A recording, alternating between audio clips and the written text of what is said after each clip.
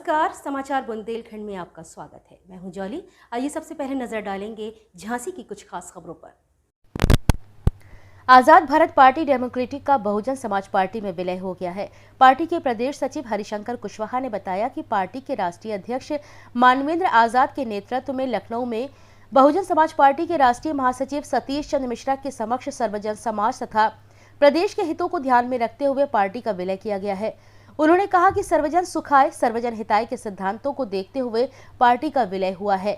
आजाद Bharat party के विलय होने के बाद बहुजन समाज पार्टी को और मजबूती मिलेगी और आगामी 2022 के चुनाव में एक बार फिर से बसपा की सरकार बनेगी। उन्होंने कहा कि यह निर्णय बहुजन समाज पार्टी द्वारा दलित, शोषित, पीड़ित, निर्बल वर्गों के लिए किए गए कार्यों को देखते हुए लिया गया है। वर्ष 2013 में आजाद भारत पार्टी डेमोक्रेटिक का गठन हुआ था और तभी से दलित, शोषित, वंचित समाज के बीच में जाकर उनमें जागरूकता पैदा करने के लिए अभियान चलाया जा रहा था। इस अवसर पर जिलाध्यक्ष मंगल सिंह, निहाल सिंह, राजेश सिंह, मथुरा प्रसाद, राजेंद्र, देवेंद्र, मनीराम वर्मा, चंद्रमा अहिरवार, राम सिंह, मुश्ताक खान, संतोष, राम स्वरूप तथा मोहन साहू सहित कई लोग मौजूद रहे। झांसी से मनीष अली की रिपोर्ट। शोषित वंचित समाज के लिए जो हम प्रशिक्षण का कार्यक्रम मिशन 100 के माध्यम से पूरे भारत के 28 प्रांतों में देने का कार्यक्रम कर रहे थे,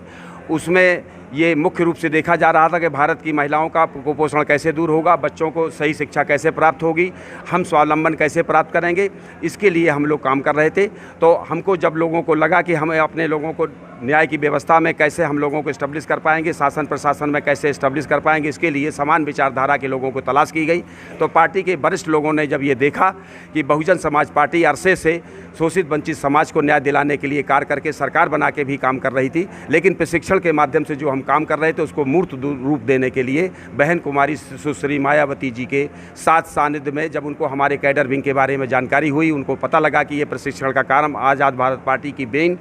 मिशन 100 सामाजिक चकबंदी जो दे रही है उसके माध्यम से ये समाज को जो जगाने का काम कर रहे हैं, तो उन्होंने ये अपने मस्तिष्क से या अपने बौद्धिक विचार से ये निर्णय लिया। इसलिए हम लोगों को 19 तारीख को माननीय सतीश चंद्र मिश्रा जी जो बहुजन समाज पार्टी के राष्ट्रीय महासचिव जी हैं, उनके साथ बैठ कर के वार्ता हुई। फिर उन्होंने हमारी पार्टी के पदाधिकारियों को और हमारे लोगों को यह आश्वासन दिया कि हम जब समान विचारधारा में काम कर रहे हैं तो हमको एक साथ एक प्लेटफार्म पे आकर के शोषित वंचित समाज को न्याय दिलाने के लिए 2022 में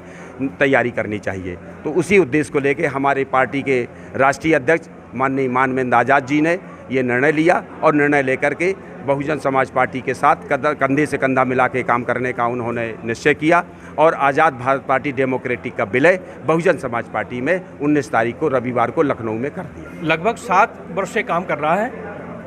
और जागरूकता फैलाने के लिए काम किया है सर्व समाज के लिए। सर्व समाज का ये मिशन को देखते हुए बहन मायावती ने ये देखा कि जो आप विचारधारा हमारी उनकी मिलती जुलती है, चूँकि आज़ाद भारत पार्टी को उन्होंने गले लगाया